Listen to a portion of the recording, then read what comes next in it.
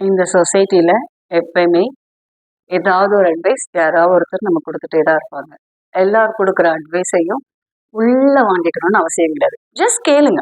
அவங்க என்ன சொல்ல வராங்கன்றத கேளுங்க. அதுல தப்பு கிடையாது. ஏன்னா ரொம்ப ஃப்ரீயா, இலவசமா கிடைக்கிற விலை உயர்ந்த விஷயம் தான் அட்வைஸ். ஸோ அதனால ஒருத்தவங்க சொல்லும்போது நம்ம கேட்கறது தவறு கிடையாது. ஆனா எத உள் வாங்கிக்கிறோம் அப்படிங்கிறது தான் மேட்டர்.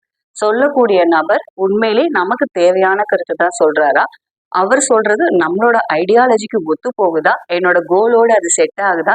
இந்த விஷயங்கள் எல்லாம் அனலைஸ் பண்ணிக்கோங்க. அது போக சொல்லக்கூடிய நபர் உண்மையிலேயே உங்க மேல இருக்க அக்கறையில தான் சொல்றாரா?